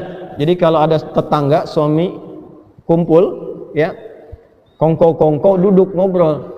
Saya nggak enak sama istri saya juga bosan. Malam tukeran yuk, ayo katanya. Itu malam bisa tukeran. Dan itu ada babnya, bahkan di fikih ada. Itu yang nanti dikecam, itu yang turun ayat-ayat tentang larangan zina. 2. Yang ketiga, nah ini problem. Suka nuduh, suka menjatuhkan, suka menyerang. Haja namanya. Haja. Nah, ini sumber peperangan nanti. Yang keempat, melahirkan keberanian untuk berperang. Hamasah. Yang kelima, menjadi profesi untuk meratapi orang ketika meninggal. Jadi ada profesi ahli ratap. Jadi kalau misalnya ada yang meninggal, diundang nih yang profesi ini untuk meratapi aja, itu dibayar, Pak. Makanya nanti ada larangan dari Nabi jangan ratapi orang meninggal, karena itu ada kebiasaan jahiliyah. Jadi bayar orang untuk nangis aja, gitu ya. Nggak tahu sekarang ada apa enggak deh itu. Buat nangisin aja, nangis, udah gitu pulang dapat uang ketawa lagi. Yang keenam, nah ini biasanya di lingkungan pejabat zaman jahiliyah ya, jangan dipotong nih. Itu dibayar untuk muji-muji. Ya untuk muji aja, muji ya, ABS asal Bapak senang gitu. Jadi ketika muji dapat uang, itu madah namanya. Madah. Nah, saya turunkan ke 6 ini, saya tuliskan. Bismillah. Ini saya hapus bagian sini ya. Ini materi penting sekali nih, saking pentingnya susah dihapus nih. Sini aja ke bawah. Tolong kamera yang ini difokuskan supaya kelihatan ke atas. 1, yang mabuk-mabuk namanya khamar, buat mabuknya.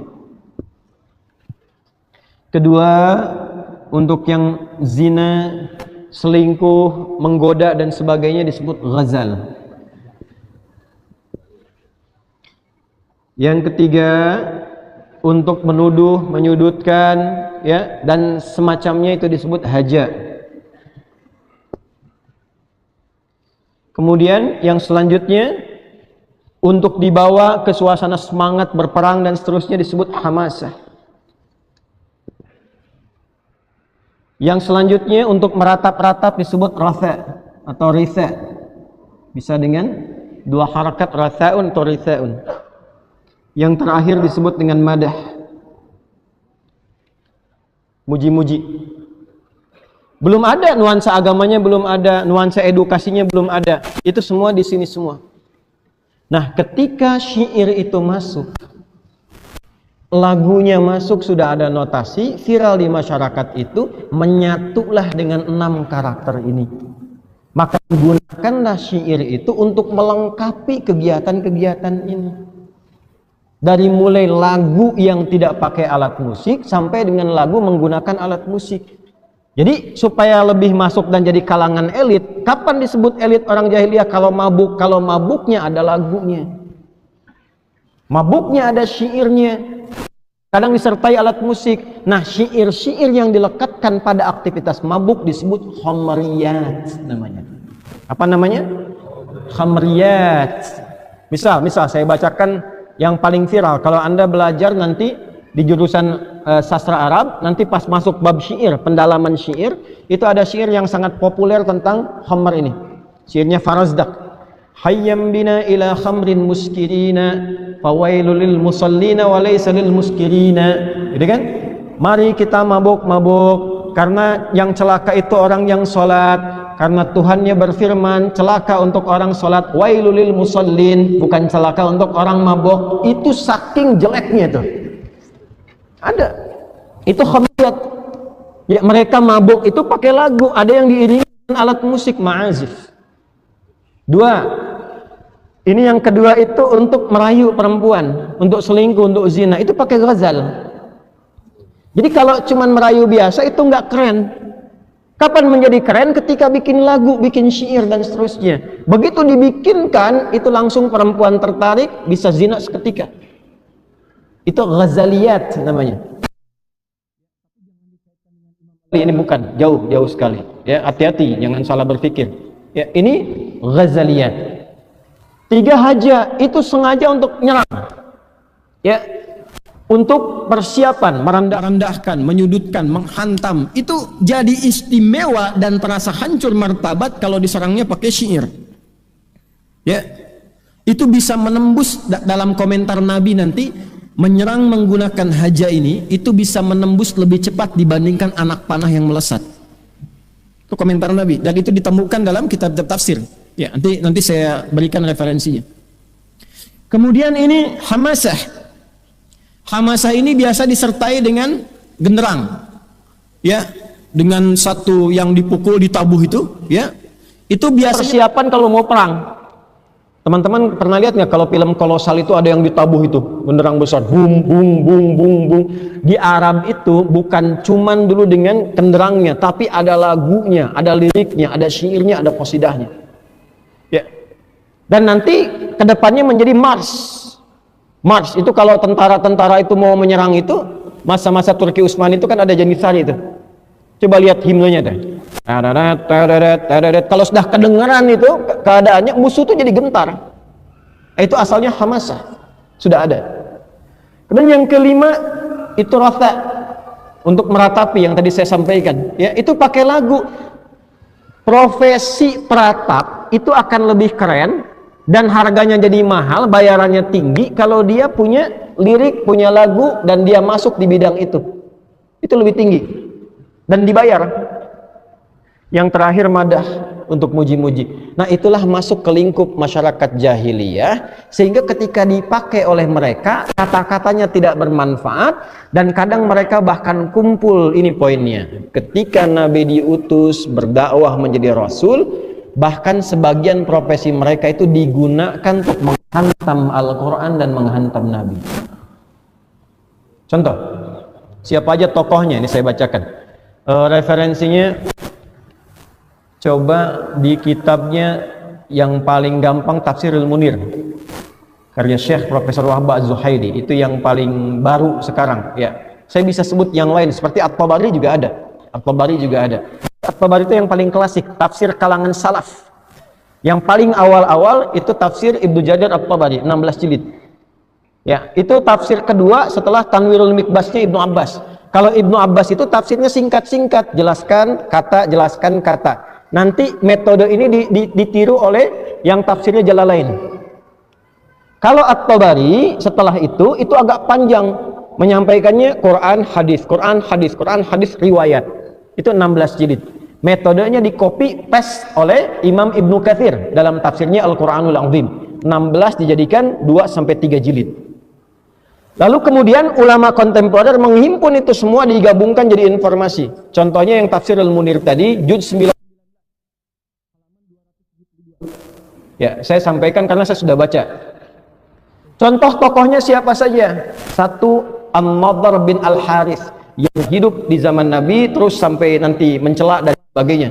Ya. Satu, An-Nadhr bin Al-Harith. Dua,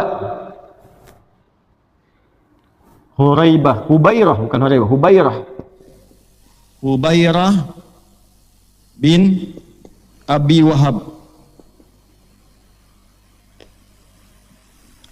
3. Ibu mungkin belum banyak tahu ini, Bu. Tahu nggak?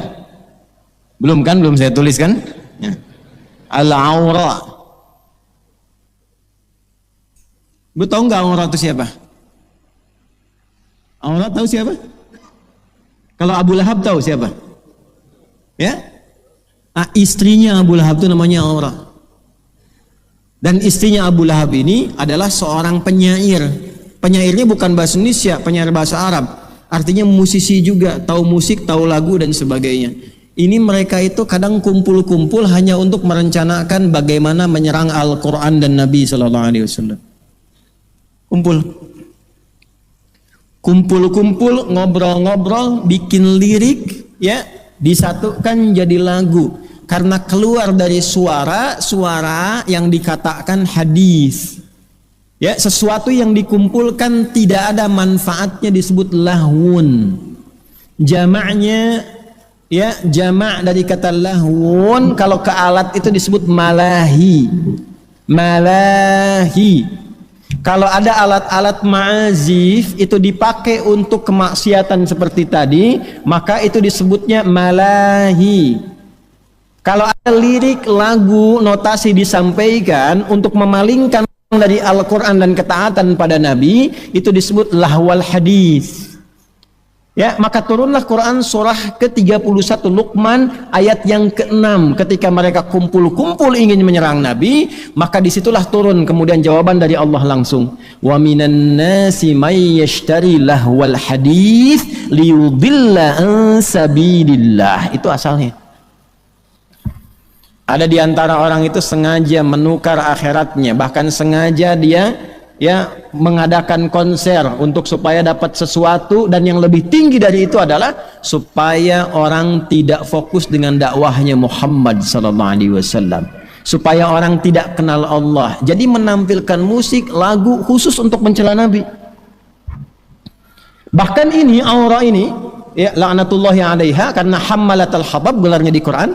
Ini aura ini menyebut Nabi itu tidak dengan nama Muhammad. Waliyadzubillah. Disebutnya mudzammam. Gak mau nyebut Muhammad. Gak mungkin orang itu mencela itu dengan bahasa yang baik, gak mungkin. Muhammad itu kan yang bagus, yang taat, yang soleh itu Muhammad. Kan gak mungkin mau menghina si soleh, kan gak mungkin. Si baik kan gak mungkin. Maka dirubah menjadi mudzammam. Itu yang bikin siapa? Aura. Dan dia bikin lagu tentang itu. Nah, di kitab-kitab tafsir yang ketika menjelaskan tentang ini itu ada. Jelas sampai sini? Nah, maka apa yang mereka lakukan? Mereka nyerang Nabi, mereka nyerang ya Quran. Maka turunlah ayat-ayat untuk mencela mereka. Bahkan sebagian nuduh itu Quran itu produk syair juga karena ada iramanya. Nanti kita terangkan di akhir, ya. Kita terangkan di akhir saat bahas hukum. Maka apa yang mereka katakan? Itu syair juga. Turun ayat. Wa ma 'allamnahu syi'ra wa ma yambaghilah. Tiap malam Jumat kita baca Yasin. Paginya Al-Kahf, gitu kan? Tidak pantas Muhammad itu bikin syair, bikin lagu, bikin musik dan sebagainya. Enggak pernah kami ngajarin begitu, kata Allah. Wa ma huwa biqauli syair. Qalilan ma. Quran itu bukan produknya syair. Ya, gampang cara ngeceknya. Kalau produk syair pasti akan sesuai dengan irama 16 itu, bakhar itu. Kalau di luar 16 sudah pasti bukan syair. Ya, syair itu 16 itu, ada iramanya, notasinya dan seterusnya 16 itu.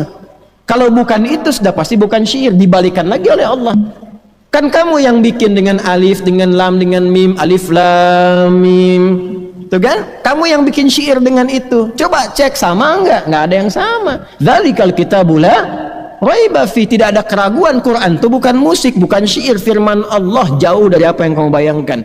Jauh dari apa yang kamu tuduhkan. Makanya bukan syak tapi raib. Raib itu ragu sambil nuduh. Ya. Kayaknya Ustadz Adi tidak menguasai bidangnya deh. Emang gitu Ustadz itu memang cuma pandai retorika. Nah itu meragukan sambil nuduh. Itu raib namanya. Jelas? Nah, ini contoh ya, contoh saja, nggak ada kaitan dengan apa-apa. Nah ini 16 ini dipakai, ini turun ayat merespon. Respon tertingginya apa? Ketika banyak mereka menyerang dengan karya, dengan lagu, musisinya pada nyerang, turunlah Asy-Syu'ara itu. Surah ke-26. Khususnya dari ayat 224. Wasy-syu'ara'u yattabi'uhumul ghawun alam tara annahum fi kulli wadi yahimun wa annahum yaquluna ma la yaf'alun. Turun dari ayat 224 itu. Ya, wasy-syu'ara. Problemnya di mushaf itu diterjemahkan dan para penyair itu problemnya. Lalu orang ngaji dari terjemah, nggak belajar ilmunya. Yang repot lagi baca terjemah berfatwa, itu problem. Nih buat ngetes nih begini. Apa artinya Iqra? Bacalah. Wahyu pertama turun kan Iqra bismi rabbikal ladzi khalaq. Coba buka Quran surah 96 ayat 1, lihat terjemahan, bacalah. Sekarang buka Quran surah 29 Al-Ankabut ayat 45. Utslu ma uhya ilaika minal kitab. Iqra dengan utslu katanya beda nggak? Beda, terjemahannya sama. Yang satu bacalah, yang satu lagi pun bacalah. Silahkan cek. Kalau katanya beda, kenapa kok bisa terjemahannya sama? Dibaca terjemahan, kalau ngajinya pakai terjemah nggak akan ketemu.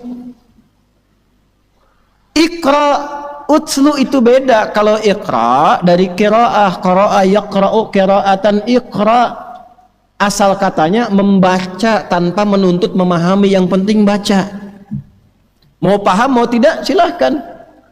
Ini Budi, ini bapak Budi, ini ibu Budi, ini tetangga Budi, itu temannya Budi.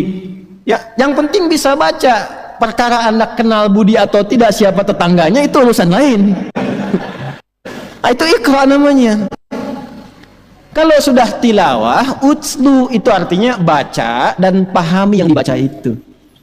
Amalkan setelah paham itu. Ketika awal ayat turun wahyunya pakai iqra, kenapa bukan utslu? Karena Nabi itu jangankan bisa paham, baca aja nggak bisa. Maka kata para ulama, li ta'kidi ummiyati Muhammad sallallahu alaihi wasallam, untuk menguatkan sifat umminya Nabi Muhammad yang jangankan paham, baca pun tak bisa. Kalau ayatnya utslu, salah ayatnya. Ya, Allah nggak mungkin salah, maka turunnya iqra. Setelah banyak bacaannya diikuti, dipahamkan, diajarin sholat, maka turunnya utslu, pakai tilawah. Diajarin Nabi jangan cuman baca tapi pahami yang dibaca. Ini maksudnya, kenapa begini, diajarkan ke sahabat. Makanya Abu Bakar ketika takbir baca Allahu Akbar, saking pahamnya itu sampai bergetar, haru, nangis, baru takbir karena pakai tilawah. Nah, umumnya sekarang baru pakai qiraah, takbir nangis juga karena tahu imamnya Ustadz Zaki panjang nih bacaannya. Nah, ngajinya kayak begitu. Contoh lain, Al-Baqarah pembuka. Alif Lam Mim. Lanjut. Dzalikal kitabul la hudallil. Buka mushaf. Dzalikal kitab itu diterjemahannya kitab ini. Kitab ini, Pak. Yang belajar nahwu aja, yang paling standar tahu dzalika terjemahannya apa? Itu. Kalau ini hadza. Kok bisa kitab ini? Apa salah terjemahan? Tidak, ngajinya pakai balaghah. Itu belum lengkap asalnya, karena memang terjemah itu bukan tafsir.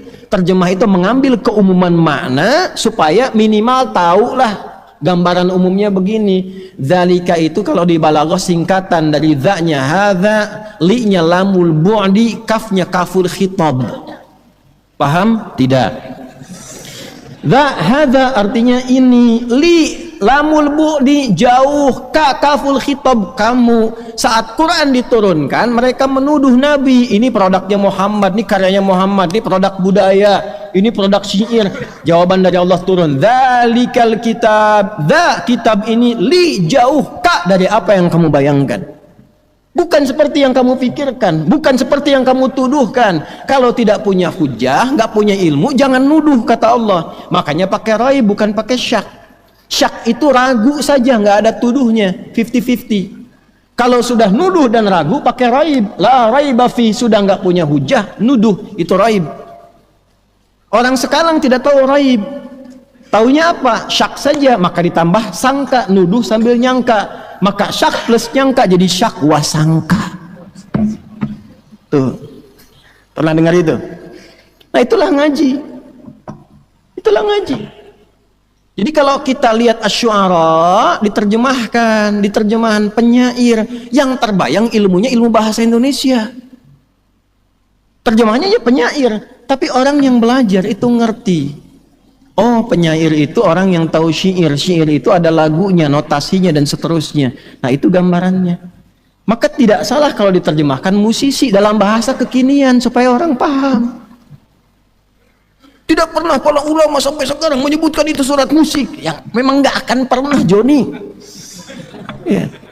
Karena ulama dulu tuh sudah paham, ya syu'ara, penyair, ya pemusik. Untuk apa lagi dijelaskan? Karena mereka paham. Yang belum paham tuh kita, makanya saya pahamkan. Begitu, Cepi. Cepi itu cepat pikirkan, bukan orang. Cepat pikirkan. Nah, kita ngajinya pakai ilmu. Ya, jadi kalau sudah paham mengerti seperti itu, jelas paham. Ya, mengapa ini muncul seperti ini syair begini dan sebagainya? Ya tadi melihatnya persepsi berbeda. Karena ternyata yang motong video saya itu bukan dari pelajaran, yang belajarnya itu dari latar belakang agama. Itu alumni teknik industri. Ini saya punya skripsinya. Alumni UII masuk di UII. Ya, kemudian 27 Februari 2007 itu sidang skripsi. Ini jurusan teknik industri masih ada nih, tugas akhirnya di saya. Tulis catatannya. Lalu pulang ke daerahnya, saya nggak usah sebut, jadi PNS. Itu di PNS, ayahnya kan juga suka ngajar, suka berkhutbah, ikut-ikut khutbah dan sebagainya. Lalu umrah 2010 pulang dapat tugas belajar ke Saudi. Ya, di King Saud University. Nah, di King Saud ini bukan jurusan agama, engineering juga. Jadi nggak semua yang ke Saudi misalnya, atau yang ke UAE atau ke Libya misalnya saja belajar agama, belum tentu. Ya, teman saya dulu ada, ya alumni pertama pesantren saya itu ke Saudi, di kampus yang sama jurusannya pertanian dan perkebunan. Pulang ke Garut, ke daerahnya ke Garut, diminta ngajar tafsir. Cerita ke saya. Maka saya jelaskannya tafsir kurma Ustadz, katanya. Tapi ngambil kitab ya kan, karena masyarakat nggak bisa taunya bahasa Arab, jelaskan tafsir kurma kan dekat ke Nabi gitu. Ya diambil kitabnya pakai bahasa Arab, penjelasannya teknik berkebun. Jadi masalah gitu. Ya kan, ini problemnya. Kalau menghafal Quran sampai hafal, alhamdulillah. Kita pun murid-murid banyak, ini murid saya ini bersanad semua. Maaf Bapak Ibu sekalian, murid kami yang khusus yang belajar, itu belajar hadis pun pakai sanad. Nggak bisa begini, innamal a'malu binniyat, nggak bisa. Dari siapa terima, kitab mana, dari siapa, sampai ke Nabi. Itu belajarnya. Nah sekarang kita menyampaikan ini, kemudian disoal, yang nyoal kita alumni teknik industri, kan nggak nyambung. Ini kan problem. Tapi kan jadi ustadz. Nah itulah hasilnya gitu. Ini masalah. Saya tuh membahas bukan karena ini siapa. Kasihan masyarakat tuh, terutama yang hijrah, pengen belajar, ketemunya yang begini. Kan jadi masalah gitu. Bagi saya nggak ngaruh. Saya tuh tidak terlalu, maaf ya, tidak terlalu berkepentingan. Anda mau datang mau tidak nggak ada masalah. Ada orang nggak ada masalah. Ada satu orang yang ngaji cuma anak saya, alhamdulillah nggak ada masalah. Ya, antum kalaupun mau ngaji dengan siapapun silahkan. Kan saya sering rekomendasikan ngaji dengan si fulan, di Al-Azhar ada siapa aja, ikuti. Jangan lihat siapa, ambil kalau baiknya ada, ambil, mendekatkan pada Allah, pada Rasul, ambil.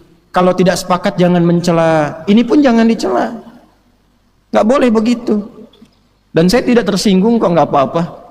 Ya, kan hisabnya di hadapan Allah nanti saat kembali. Ada yang menyebut Adi Hidayat dicoret mukanya Yahudi. Wah, ini Ruwaibidah dan sebagainya. Nggak apa-apa. Nanti saat kembali pada Allah masing-masing dibuktikan. Ya, biasa saja. Justru kita itu kalau dicela itu berarti sesuai fitrah.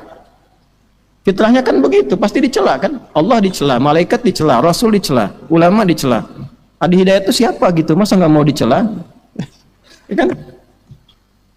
Paham nggak sampai situ? Nah, jadi tapi kita tidak boleh mencela. Antum pun jangan mencela. Tidak boleh. Ya, jangan menjatuhkan orang, tidak boleh. Ustadz-ustadz itu jangan dicela. Mungkin ada kelebihannya, ada baiknya, ada segmennya yang bisa belajar dekat dengan Allah di situ. Itu yang terbaik itu begitu. Paham sampai sini? Saya pernah mengatakan kalau Anda belajar dengan saya dan ilmunya hanya digunakan mencela orang lain, saya tidak mengakui Anda sebagai murid. Betapapun orang itu mencela saya, biarkan saja. Nanti saat kembali pada Allah ada hisabnya masing-masing. Ya, saya bukan pengagum hukum positif dalam arti begini, jangan dipotong lagi nih. Pasti. Dalam arti sedikit-sedikit perkara akan tidak, bukan. Kecuali kalau udah masalah Quran, masalah Allah, masalah Rasul, baru saya turun. Kalau cuma di hidayat ngapain? Itu kan kalau hukum positif kena semua tuh. Ya kan? Pencemaran nama baik, fitnah apa, kena semua. Pasalnya pun lengkap itu, bisa 6 tahun penjaranya. Ya, tapi kan untuk apa? Masa muslim satu dengan muslim yang lain bersaudara kok menjatuhkan orang? Kan tidak boleh begitu, tidak boleh.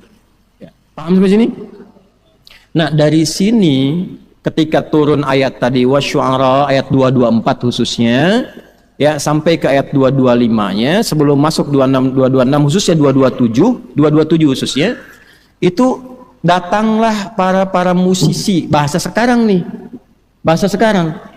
Kalau terjemah bahasa Indonesia para penyair, kalau bahasa Arab aslinya para syu'ara yang memang mereka itu sudah masuk Islam. Bahkan mereka banyak hijrah ke Habasyah. Ada di sekitaran Nabi, sering membela Nabi. Kalau Nabi dituduh, direndahkan, dicela, turun Hasan bin Thabit. Bikin syair membela. Kalau dihantam Nabi, turun Abdullah bin Rawahah. Balik membela. Turun Ka'ab bin Malik, balik membela. Mereka datang ke Nabi, ya Rasulullah, Anda kan tahu Allah Maha mengetahui profesi kami ini apa. Kami kan sama dengan mereka profesinya. Sedangkan Quran turun ayat celaan, wasyu'ara'u yattabi'uhumul ghawun, banyak penyimpangan dari para musisi itu. Alam tara annahum fi kulli wadi yahimun. Kenapa enggak kamu perhatikan kadang pekerjaan mereka sia-sia? Datang cari inspirasi dulu ya, turun ke lembah macam-macam, lupa dengan keluarga, lupa dengan adab, lupa macam-macam. Yang penting dapat lirik, dapat inspirasi.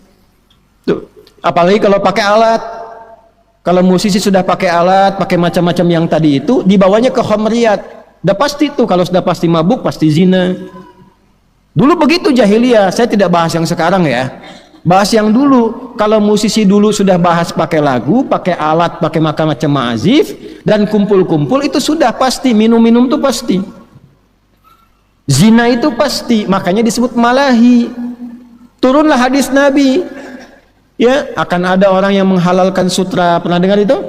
Ya, kemudian ma'azif, ujungnya ma'azif. Apa itu ma'azif? Alat-alat musik yang melalaikan, yang malahi. Makanya tafsirnya al-malahi. Gitu. Ditafsirkan ke situ, itu gabungan satu konteks, satu gabungan. Ya, harir itu kan diharamkan, laki-laki nggak boleh pakai sutra, gitu kan?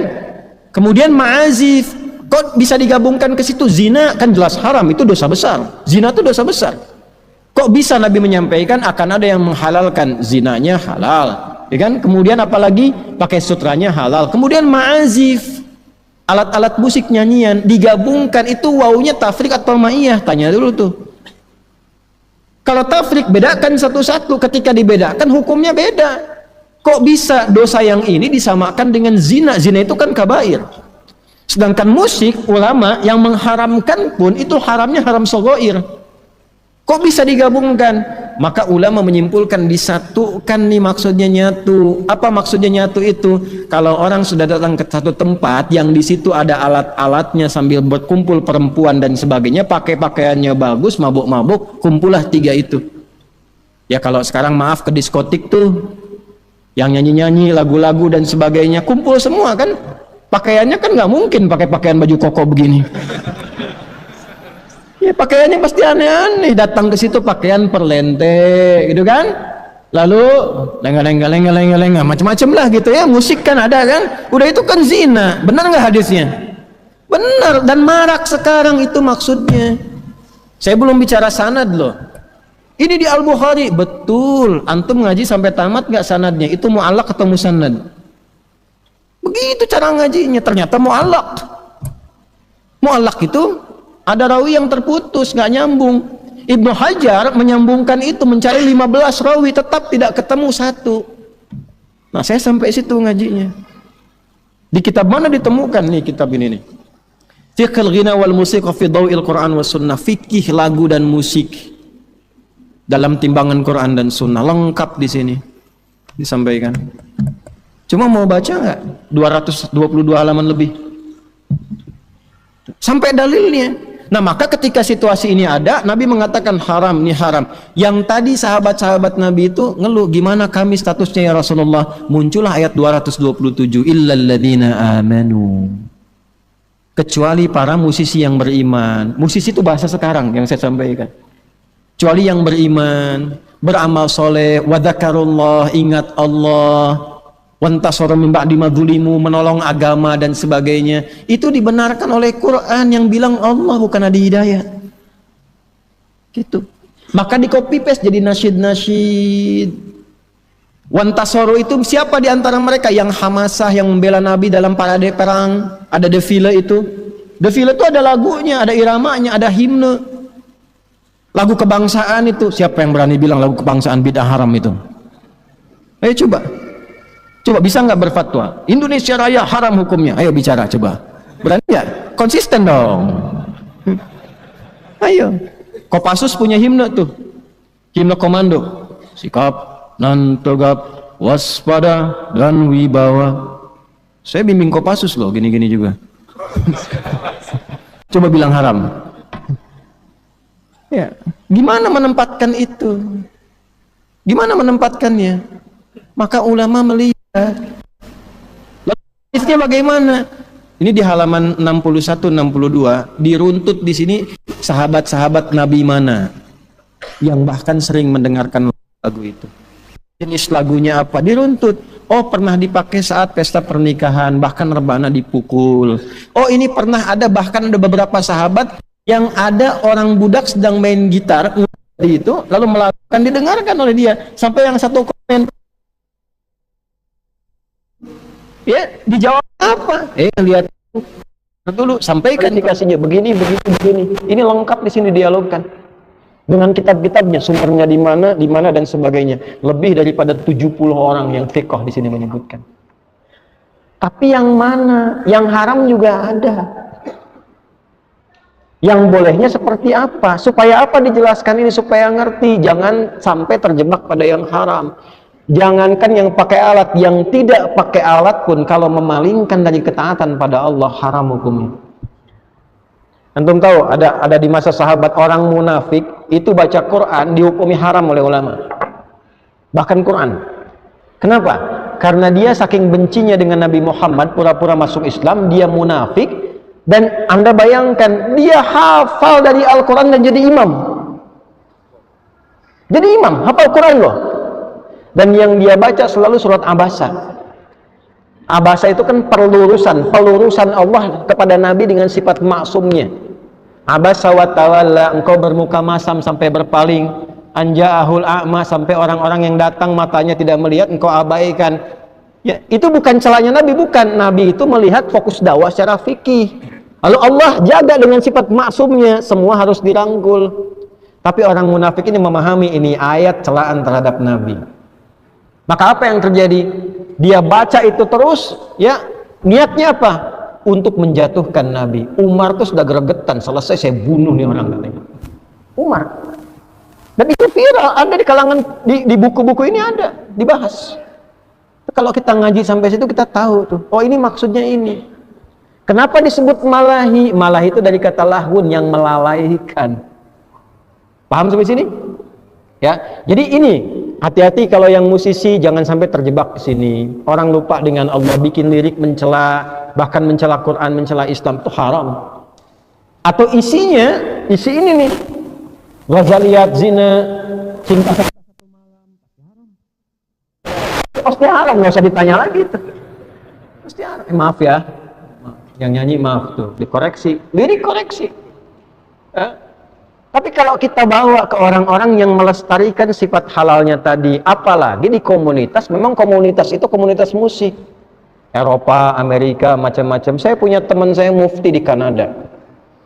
mufti di Kanada, salah satunya, ya namanya Profesor Ahmad Slimi, keturunan Maroko. Itu cerita sama saya, Syekh Adi, Masya Allah, ya saat Justin Bieber macam-macam nyanyi dan sebagainya, ini anak muda tuh banyak tergerak dan sebagainya. Tapi ketika Maher Zain macam-macam, bikin lirik, bikin ini, bikin lagu, mengenalkan Nabi, mengenalkan sholawat, tidak sedikit yang tersentuh dengan Islam.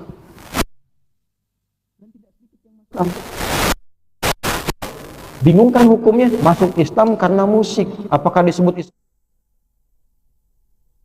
Mungkin. Sisi yang mana nih? Yang mana?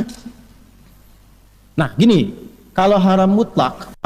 Ini saya menerangkan hukum ya, bukan pro sana sini, bukan.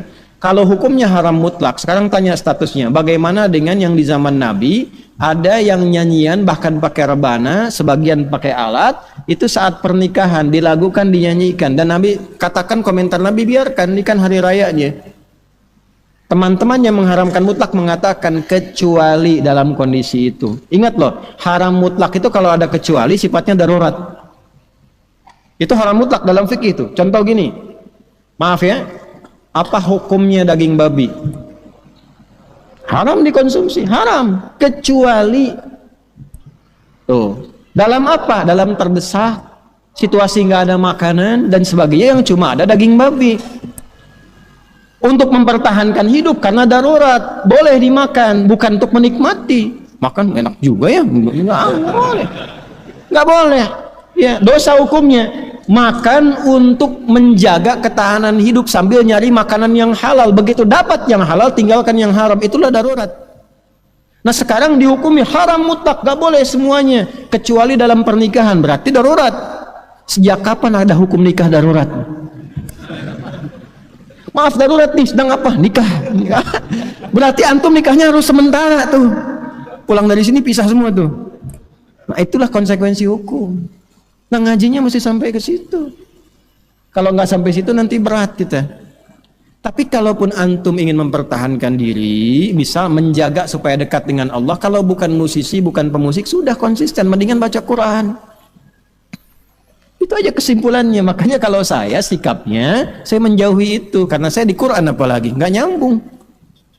Ya, tapi bukan berarti kita hukumi begitu, karena ada teman-teman kita juga yang di dunianya itu. Maka kita terangkan, kamu jangan masuk ke sini, nanti jatuhnya haram.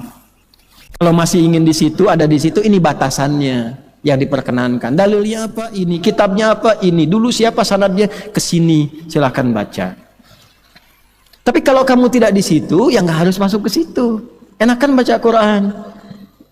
Ya, hafalkan Quran. Silahkan lihat, tanya murid-murid saya menghafal Quran. Pasti doktrin pertama saya, jauhi musik. Kalau sedang baca Quran, menghafal Quran dan sebagainya, supaya tidak terganggu gelombangnya. Fokus. Ya, kalau sudah tahu, sudah paham, sudah itu, ya silahkan. Teman-teman misalnya mau arahkan nazamnya ke pendidikan, jangan salah loh. Yang dulu syair ini sifatnya khamriyat sampai 6 ini, itu yang tadinya malahi melalaikan oleh ulama, diambil notasinya, diganti arudnya menjadi arud taklimi untuk pendidikan. Contoh, notasi yang sama mustaf'ilun, dulu dipakai mabok, sekarang dipakai belajar alfiyah, kaidah bahasa Arab. Itu rumusnya sama. Ya. Qala Muhammadun huwa ibnu Maliki Ahmadu Rabbillah khaira maliki musalliyan ala nabiyil mustafa wa alihil mustakmilina syarafa wa asta'inu Allah fi alfiyah maqasidun nahwi biha mahwiyah tuqarribul aqsa bilaftin mujazi wa tabsutul badha biwa'din munjazi wa taqtadi ridan bighairi suqti fa'iqatan alfiyah tabni muti wa huwa bisabqin haidun tafdila mustaujibun thana'iyal jamila wallahu yaqdi bihi batin wa firali wa lahu fi darajatin akhirah kalamuna lafdhun mufidun kastaqim wasmun wa fi'lun thumma harfudil kalim. Haram enggak? Ayo bilang haram. Itu kan lagu. Pesantren-pesantren kita kalau lararan itu saking nggak ada kendang, pakai galon. Pakai galon. Untuk apa? Menyesuaikan irama ini supaya hafal alfiyahnya. Ada alfiyah di ilmu hadis, ada. Bahkan alfiyah di qiraat sabah itu ada. Lagunya pakai apa? Pakai tawil sifatnya. Matan jazarnya tuh matan, itu nadhom. Asalnya ada rumusan ini. Yang ngaji-ngaji tajwid itu pakai nadhom, pakai matan itu. Dari sini. Terus hasil dari situ ngaji Qur'annya haram. Kan nggak mungkin. Nah, kita sampai situ. Nah, saya dari S1 masuk ke S2. S2-nya saya perdalam peralihan transisinya ke Alfiyah. Makanya tesis kami itu Manhaj Ibnu Aqil fi Syarah Alfiyah bin Malik. Tentang Alfiyah saya tulis itu S2 saya. S3-nya praktek di Quran. Apa judulnya? Al-Ilalun Nahwiyah fi Tafsiri At-Tahrir wa Tanwir inda Muhammad Tahir bin Ashur. 30 jilid, Pak. Kami kaji Al-Quran itu 30 jilid. Betul-betul 30 jilid. Mengeluarkan gramatikalnya, kaitannya, analisis ayatnya, kata-katanya dan sebagainya. Itu yang kami lakukan. Ya nggak apa-apa, lalu antus ada pandangan berbeda, bukan begitu, nggak apa-apa, kita hormati. Cuman yang memberikan pandangan alumni teknik industri kan jadi nggak nyambung gitu. Paham sampai sini? Nah, itu gambarannya. Jadi sampai di sini Anda paham sikap saya terhadap musik itu seperti itu. Tapi kalau hukum kita jelaskan supaya mengerti. Dari situlah kemudian menyebar Islam meluas sampai ke Persia dan sebagainya. Notasinya berganti. Dari arud dikeluarkan notasi. Ya, ad-durul mufassalah. Durul mufassalah itu mutiara yang tersambung. Lalu kalau kata-katanya dikeluarkan jadi huruf da, dal, ro, mim, fa, sod, lam, sin, dal. Dikeluarkan jadi melodi do, re, mi, fa, sol, la, si, do. Itu asalnya. Dibawa ke daerah ke Sunda itu ada daminati lada, ada pupuh, ada mas kumambang, ada macam-macam.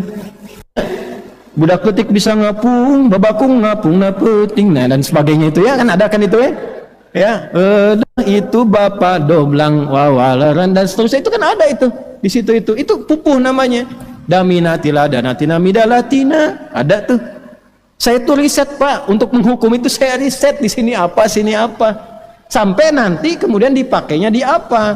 Ketika orang Islamnya jauh dari Quran, ini masalahnya.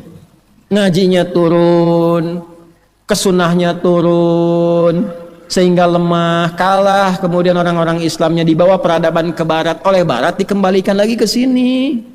Ini yang jadi problem sekarang. Dulu dipakai ngaji, sekarang dibalikin lagi. Ketika jadi notasi, dibentuk notasi yang dikembangkan lagi. C, D, F, G, A, B, C, G, A, B, C, D, F, Is, G, D, F, Is, G, A, B, Cis, D, A, B, Cis, D, F, Is, Gis, A, F, Is, Gis, A, B, Cis, Dis, E, B, Cis, Dis, F, Is, Gis, A, Is, B, Is, Gis, A, Is, B, Cis, Dis, A, Is, Fis, Cis, Is, A, Is, Bis, Gis, A, Is, Bis, Cis. Muncul kunci A mayor, A minor, kunci F, kunci G, kunci linggis, kunci tang dan sebagainya, saya nggak paham itu. Ya, peng, bam, bam, bam, bam, bam. Itu asalnya ke situ, balik lagi ke sini. Digabungkan alat itu, ketemunya di mana? Konser, organ tunggal macam-macam, biduannya joget-joget nggak karuan, ya jelas haram. Jadi jangan antum potong seakan-akan Ustadz ini mengatakan ada surat musik dan terkesan menghalalkan musik dengan itu. Itu dipertanggungjawabkan di akhirat tuh. Dipertanggungjawabkan. Ya itu jelas haram. Paham ya? Nah, Quran bukan musik. Quran bukan musik. Kalau ada yang mengatakan Quran itu salah fatal. Karena itu jangan Quran dibawa dengan lagu-lagu dan irama musik. Kalau sudah ini notasi musik, jangan dibawa ke situ. Makanya Syekh Aiman Suwedi itu koreksi betul tuh waktu ada salah satu peserta itu menggunakan banyak lagu. Oleh beliau koreksi, Quran diturunkan bukan untuk didengar nyanyian. Quran diturunkan supaya dihayati maknanya, dipedomani, diamalkan dalam hidup. Karena itu irama Quran gak bisa disebut irama musik, karena irama musik itu sudah ada formulasinya. Irama Quran itu gak ada dengan musik. Irama Quran itu lahir secara alamiah ketika kita belajar tajwid. Dikeluarkanlah di 15 tempat di tubuh kita tempat keluarnya suara. Dari 29 huruf keluar di 15 tempat ini disebut makhraj, jamaknya makharij. Makharijul huruf dengan semua gayanya. Dari sini dari bawah A dengan H keluar tanpa sekat. A bukan E. Disalah kalau ngaji. A'udzubillahi minasyaitonirrajim. Itu salah. A bukan E. A. Ya, jadi kalaupun bagus tapi salah, panas telinga kita itu. Ya. H nggak ada sekat. masuk ke sini, halak itu dibagi lagi nanti, adna, yang sini ada pertengahan, ada yang ujung, aqsal halak, yang di tengah-tengah ada ha dengan a, ha, huda, ha di sini, huda, huda petunjuk, huda nyanyian buat unta. Ya, huda lil muttaqin pakai ha bukan hu. Huda lil muttaqin, petunjuk untuk orang takwa. Huda lil muttaqin, orang takwa naik unta dinyanyiin. Salah. Bukan arad, alamin. Di sini alamin, semesta alam, alamin, orang-orang sakit. Fatal. Alhamdulillahi rabbil alamin. Segala pujian hanya milik Allah, penguasa semua alam. Alhamdulillahi rabbil, di luar Quran, alamin. Segala puji bagi Allah, Tuhannya orang-orang sakit. Salah. Fatal. Bukan bukan ngalamin. Nah, nggak ada. maaf. Contoh aja. Jadi nggak bisa dipakai itu. Nah, iramanya keluar apa? Itu bukan irama sebetulnya. Itu alamiah keluar dari tubuh ketika dipakai bacaan dengan tajwid. Ini baca kalau pendek maknanya begini, kalau panjang begini. Bukan karena lagu, nggak ada hubungan sama lagu. Sebab kalau dibaca pendek makna berubah. Harus panjang bacanya. Ya. Fataha pendek. Fataha beda sedikit sudah beda. Ya. Fataha buka, fataha saling buka, sudah lain. Makanya mesti baca mad, panjangin mad. Pak Imad, bapak panjang tuh. Ya, mad. Kapan berhenti? Waqaf. Kapan nyambung? Wasal. Kalau nggak berhenti nyambung mana? Salah. Jadi bukan karena irama. Makanya definisinya at-tajwidu lughatan al-ityanu bil jayyidi wastilahan ilmun yurafu bi haqqu mustaqim nasifati wal mududi wa ghairi dzalika katarqiqi wa tafwi wa nahwihima katarqiqi wa tafhimi wa nahwihima. Ghayatu ilmi tajwid ghayatu bulughun nihayati fi itqani lafdhil qur'ani ala ma qiyam min al-hadratin nabawiyyati afsahiyyati wa qila ghayatuhu sawnul lisani 'anil khata'i billahi ta'ala. Kan begitu di Hidayatul Mustafid fi ilmi tajwid itu. Tujuan kita baca Quran mendapatkan ridha Allah, lisannya dijaga, bacakan huruf sesuai dengan tempatnya, sesuai dengan sifatnya, sehingga sesuai karakternya. Kapan tipis, kapan tebal, bukan karena irama. Makanya Quran nggak bisa dibacakan dengan lagu-lagu irama yang sudah khusus di bidang-bidang musik, nggak bisa. Nggak usah aneh-aneh. Misal nih, Madid, Tala'al badru alaina. Itu dari zaman Nabi sampai sekarang nggak ada imam-imam ahli qiraat baca Quran pakai irama itu. Coba aja sini ad-duha pakai irama itu. Wad-duha wal-laili idza saja, bubar jemaah. Apa saya silakan. Ntar kalau udah ada yang nyeleneh begitu, yang lain ngikut. Ya, peralisan sana ngikut tuh. Irama Al-Fatihah pakai irama Manuk Dadali. Iyyaka na'budu wa iyyaka nasta'in, bubar. Dan hilang. Samanya hilang. Ya, makanya nggak usah aneh-aneh, nggak usah langgam Jawa, langgam Sunda, nggak usah aneh-aneh. Quran tuh baca dengan tajwid, selesai. Jangan ikutkan Quran ke lagu, ikutkan ke tajwid. Lagu bagus, tajwid salah. Itu kami tuh nestapa dengarnya itu. Capek kita. Ya, orang tua kita dulu tuh sederhana, dari mulai ngajinya pakai bacaan-bacaan qiraati misalnya, turunannya itu kan jelas tuh. Baca sampai saking bisa pengen ngaji tuh pakai lampu semprong. Yang kayak semprong lampu gitu kan. Ya. A fata a fa fata fa lam doma lu apa lu ini macam-macam kan. Ya, balas sama yang sana lagi, ba fata ba fa fata ba lam doma lu bapak lu kan. Lagi tuh ngajinya tuh nggak aneh-aneh, lagu ini lagu itu, biar ngaji aja pakai tajwid, kerasa tuh enak ke hatinya itu. Ya, jelas sampai sini. Nah, itu yang saya maksudkan. Setelah ini terserah. Ya, saya tidak menyukai perdebatan, kegaduhan macam-macam. Karena gini, kalau orang sudah gaduh, dijelaskan pun tidak akan terima. Sudah bid'ah aja katanya. Jadi ada seorang psikolog tuh, William James namanya, mengatakan begini, kalau orang datang menerangkan yang baru dan dalam, dan orang belum terbiasa, dia akan menolak. Dia katakan nggak benar itu. Setelah datang bawa dalil, nanti lain lagi. Oh nggak begitu juga. Ya, nanti setelah diterangkan secara detail, nanti lain lagi. Memang seperti itu kok biasanya. Itu. Tapi tetap tidak mau terima. Jadi makanya kita ngaji tidak harus dengar persepsi orang dan jangan jatuhkan orang. Nggak usah celah orang. Yang penting paham hukum. Nanti sikapnya bagaimana masing-masing memilih, kan tidak boleh memaksa. Fadzakir innama anta lasta alaihim. Tapi kita punya sikap. Saya sampaikan pada anda, kalau anda nggak ada di dunia musik, nggak usah masuk ke situ. Baca Quran, baca hadis, ngaji. Tapi kalau anda jadi musisi, lihat batasan-batasan, jangan terjerumus pada yang salah. Paham sampai sini? Nah, alhamdulillah. Jadi itu yang teman-teman bisa kami bahas dan saya bertanggungjawabkan. Karena ada kitab, ada semua, ada ayat, ada hadis, ada macam-macam. Ya. Nanti saya tunjukkan deh ya pada teman-teman, nanti aja, nggak usah sekarang, kan tidak boleh mendahului takdir dan sebagainya. Itu teman-teman tahu. Ya nanti kalau saya sudah ada di tempatnya saya kabari teman-teman semua. Tapi kata kuncinya begini, konferensi ahli Quran sedunia berkumpul membahas tema dan sebagainya. Kumpulnya di satu tempat, saya nggak perlu sebutkan. Dan yang diundang cuma ahli Quran. Saya terpilih mewakili Indonesia di WA langsung. Kan nggak mungkin manhaj rusak dipilih untuk datang ke situ. Mustahil. Ini Ustadz Hunaif ini di Al-Azhar. Saya ini diundang saya Al-Azhar, karpet merah ditungguin datang. Kan nggak mungkin kalau akidahnya menyimpang kita datang diundang si Azhar. Ya. Nggak percaya tanya aja ke sana. Tanya kedutaan Mesir tuh dan seterusnya. Jadi ya untuk apa? Tapi kan nggak perlu bicara-bicara begitu, untuk apa gitu. Kita ngajar bukan untuk begitu. Nggak ada kebanggaan. Yang bangga itu kalau Allah ridho. Takut kalau kita itu nggak diridhoi Allah, itu aja.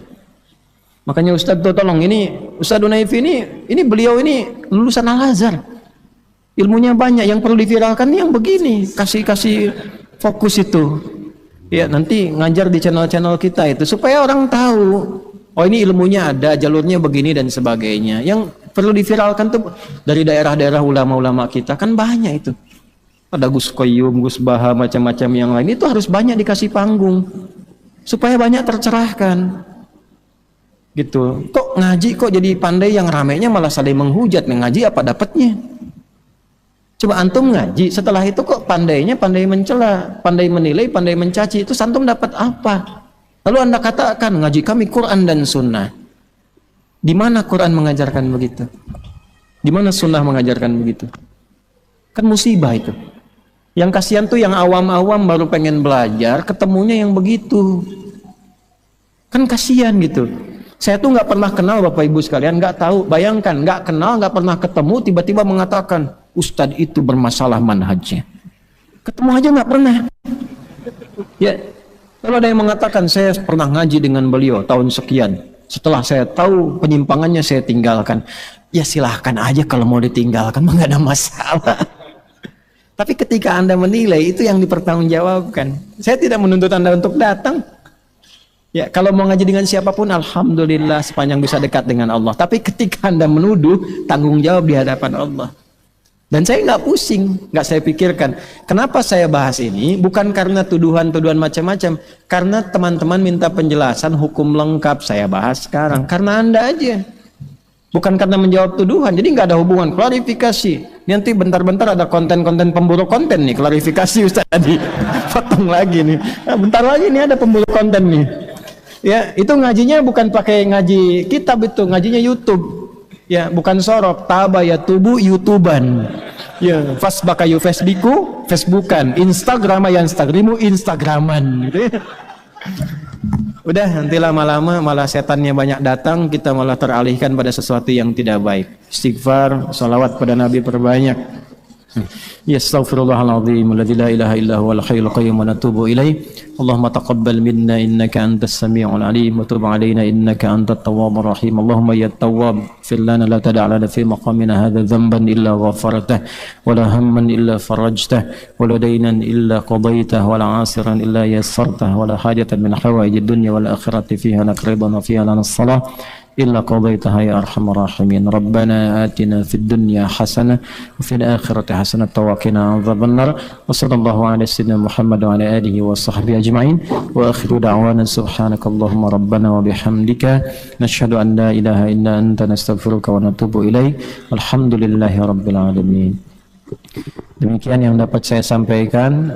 Saya kira topik ini selesai dan tidak boleh larut dalam kegaduhan, itu satu. Yang kedua, saya tidak tertarik untuk mengomentari apapun selain kita belajar, mengkaji dan mengaji. Dan selebihnya semoga kita dilindungi Allah Subhanahu wa taala. Assalamualaikum warahmatullahi wabarakatuh.